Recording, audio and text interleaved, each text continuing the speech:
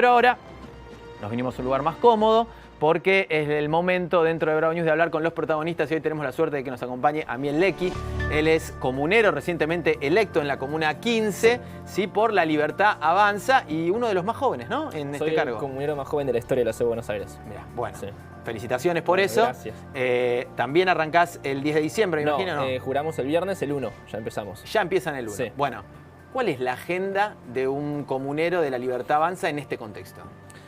Bueno, a ver, nosotros lo que hicimos durante toda la campaña fue hablar con los vecinos. Creo que los comuneros son un puente entre los vecinos y el Estado, justamente. Y en ese sentido, entender las problemáticas para saber cómo vamos a gestionar. La realidad es que cada comuna tiene 7 comuneros, cada comunero maneja determinadas áreas de gobierno, todavía no sabemos cuáles nos va a tocar, eso es algo que estamos gestionando. Pero bueno, digamos que hoy un comunero lo que tiene que hacer, o sea, lo que tiene bien claro es todo lo que es la parte de la poda y del mantenimiento urbano, lo tiene al 100%, y después están las competencias concurrentes que básicamente lo tiene que gestionar con el gobierno de la ciudad. Por ejemplo, educación, salud y seguridad, que son medidas que se pueden tomar dentro de la comuna, pero tienen que ser siempre en conjunto al gobierno de la ciudad. Y ahí está un poco todo el debate de la descentralización y demás. ¿Y de qué manera puede aplicarse el ideario liberal dentro de una comuna? Porque, por ejemplo, bueno, hay planteos como los que hacía Javier Milei respecto de la obra pública, cuestiones de ese estilo, que decía, bueno, cada vecino o cada grupo tendrá que organizarse entre sí para financiar las obras. Bueno, sí. En las comunas me imagino que eso no será tan así, ustedes dependen de un presupuesto del Estado de la Ciudad de Buenos Aires. Bueno, en la comuna es más complejo porque no puede bajar impuestos ni puede subir, entonces todo lo que es la parte impositiva no tenemos ningún tipo de injerencia. Lo que sí podemos hacer es atacar los despilfarros. Yo te voy a dar ejemplos bien claros de mi comuna. En el debate electoral, cuando estuve con los otros candidatos a presidente de la comuna, yo dejé bien en claro que se estaban gastando en cuestiones irrelevantes. Por ejemplo, se gastan millones y millones de pesos en los detectives ambientales en las plazas o en guardianes de árboles que te invitan a que los abraces y los apadrines. Esto, aunque parezca ridículo, es así. Entonces, se gastan millones y millones de pesos en cuestiones que nada tienen que ver con la necesidad de los vecinos. Nosotros, cada vez que fuimos a caminar los 6 barrios de nuestra comuna, las problemáticas son siempre las mismas: inseguridad y economía. Y en ese sentido tenemos que trabajar porque si nosotros tenemos un buen diagnóstico, es muy factible que tengamos un buen resultado y podamos gestionar bien. ¿Pueden hacer algo en términos de seguridad como comuneros? Sí. De hecho, nosotros tenemos injerencia con la comisaría, podemos armar reuniones. Yo lo que propuse en mi campaña, por ejemplo, fue crear un mapa del delito, que ya existe en todas las comisarías, pero ¿cuál es el problema? Entendemos que es obsoleto porque, digamos, ellos se guían por las denuncias telefónicas y sabemos muy bien que hoy, con cómo están creciendo los delitos, hay mucha gente que ya no denuncia. Entonces, nosotros creemos que hay que ir barrio por barrio, casa por casa, que los mismos vecinos te digan dónde están los problemas y a base de eso crear el mapa del delito. Y es una gran forma de prevenir. Entonces, se puede, hay que trabajar en conjunto al gobierno de la ciudad, pero sí, efectivamente se puede. Bueno, Libertad Avanza es un partido muy joven, muy joven. ¿Cómo llegaste vos a La Libertad Avanza? Digo, además a tu joven edad, ¿ya venías militando políticamente? ¿Por primera vez te involucraste ahora en La Libertad Avanza? Yo soy fundador del Partido Libertario desde 2018. Ya. Yo con 18 años fundé el PL con otras 8 personas y bueno, estuvimos trabajando. ¿Qué edad tenías ahí? 18 años. 18 años. Sí, todo un tema de la edad porque soy el único tan joven. Claro. De hecho, en los comuneros de La Libertad Avanza también. Pero bien, o sea, yo lo encaré con mucha responsabilidad. Esta fue mi tercera campaña electoral. Ya estuve en 2019 con la de Esper, en 2021 con la de Javier y bueno, este año también con la de Javier que resultó ser electo. Así que ya venimos de experiencia y en mi caso ya con varios años, pese a los 23 que tengo. Y con esas convicciones tan claras, digamos, o sea, vos no te acercaste al movimiento libertario a partir de Javier Milei, sino que ya venías con estas ideas. Ahora, Milei de alguna manera las encarnó, pero en estos días pareciera haber, no sé, algunos cambios por lo menos respecto de algunas promesas. Se fue gente que formaba parte de un núcleo central. Emilio Campo era básicamente el nombre puesto para la dolarización, se fue y ahora critica lo que se está haciendo. Bueno, otras personas quizás más laterales, como podría ser Carlos Maslatón, que en un momento era gran promotor, ahora es gran enemigo. ¿Cómo ves vos hoy a Javier Milei en esa línea de los ideales que vos tenés? Bueno, a ver, yo creo que Javier siempre fue consciente que una cosa fue su faceta teórica, que daba conferencias en universidades, e incluso hasta una parte de su campaña, podría ser la de diputado, y otra creo que es ya su faceta como presidente, porque la situación del país e incluso la voluntad electoral, porque estamos en un escenario de tercios, Javier sacó 30 puntos, creo que te va llevando a que vos tengas que llegar a consensos con otras partes o sectores de la oposición.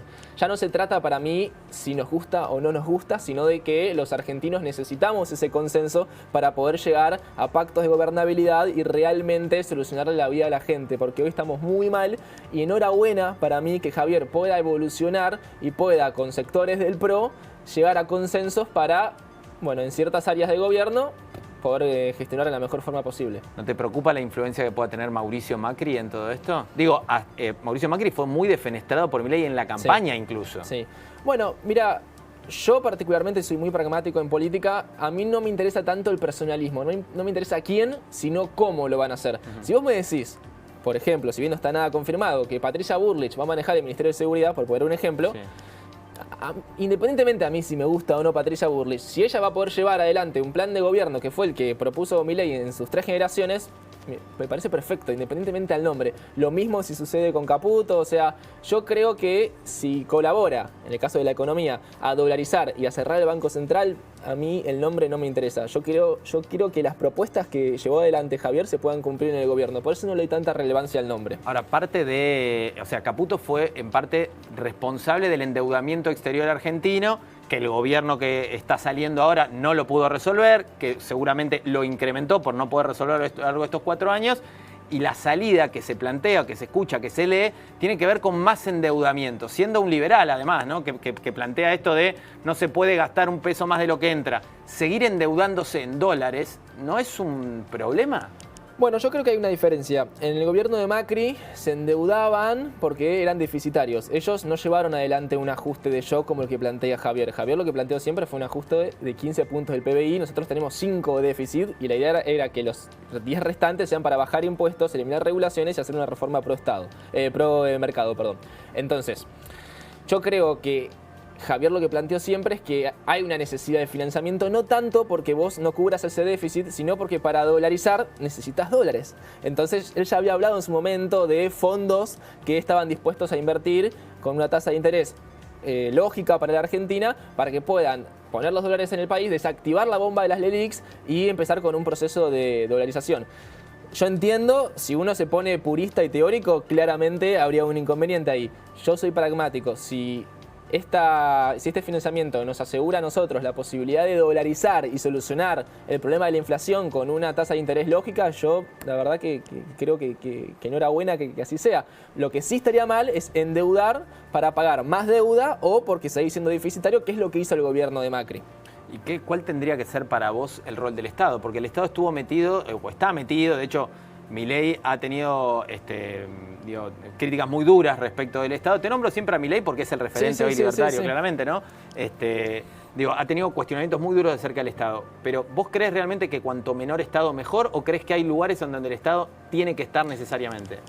Bueno, esa es toda una discusión en el espectro liberal. Sabés que está en el liberal clásico, el minarquista y el anarcocapitalista. Para mí es una discusión irrelevante porque por cómo está el Estado hoy, que es tan enorme, ni siquiera vas a poder llevar adelante un gobierno de liberalismo clásico en una primera instancia. Pero bueno, yo en un mundo ideal, yo soy un liberal clásico, hay quizás un poco en disidencia con Javier. Yo creo que el Estado debe existir, mínimo, pero tiene que existir para cubrir todo lo que es la educación, la salud, seguridad y justicia. Pero bueno, quizás hay posiciones más extremas que son respetables y enhorabuena que se den los debates, pero creo que en este contexto de país no es un debate que se pueda dar porque con el asistencialismo que hay y con todo el tamaño del Estado no tiene sentido. Pero yo creo que hoy es importante que el Estado sea eficiente e ir reduciéndolo año tras año, no gradualmente, hay que hacerlo de shock. Por eso yo creo que es importante lo que había planteado Javier de los 15 puntos del PBI. Y bueno, ir llegando a una situación lógica y de sentido común. Y ahí quizás en un par de años daremos esta discusión que te decía anteriormente, pero por ahora a lo teórico creo que quedó de lado y hay que ser pragmáticos y de a poco ir reduciendo el rol del Estado. Y siendo también pragmático en este punto, las cosas que funcionan bien tratar de dejarlas, las cosas que funcionan mal tratar de corregirlas.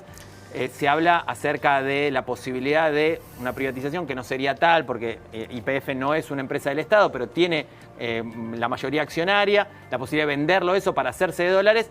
YPF hoy es una empresa, hoy es una empresa que es superavitaria y es una empresa que además tiene mucha presencia en Vaca Muerta, que es básicamente la gallina de los huevos de oro de Argentina. ¿por qué vender algo que te va a dar un montón de ingresos en este momento? Bueno, yo soy de la lógica que en Argentina puntualmente lo que hace el Estado lo hace mal, ¿sí?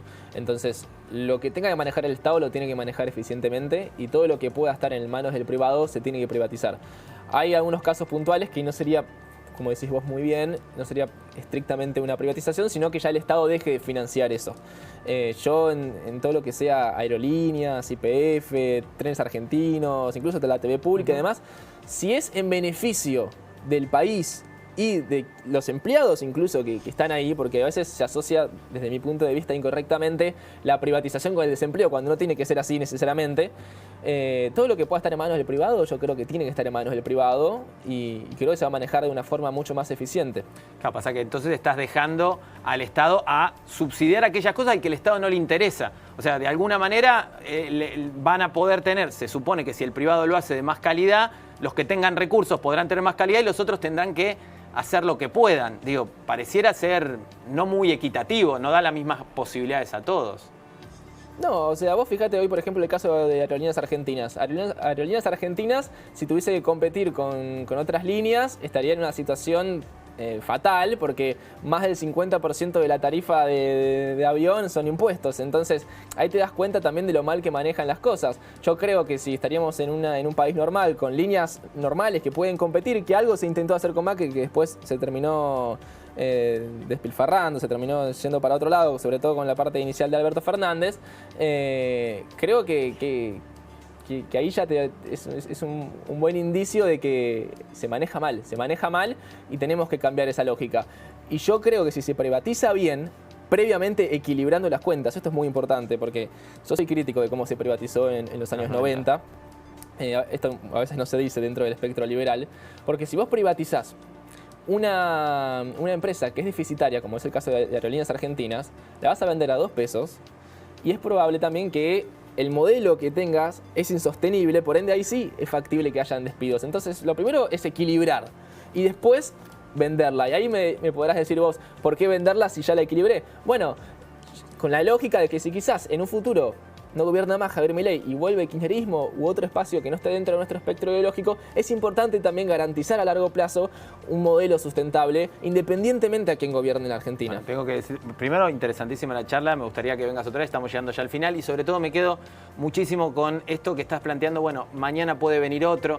Había algo en la retórica de Javier Milei como candidato que planteaba casi que el exterminio del rival, el exterminio del kirchnerismo, que no son palabras que la verdad creo que la Argentina, con 40 años de democracia, tenga que utilizar y me parece que es lógico una compulsa democracia donde, bueno, el que gana, lleva las riendas.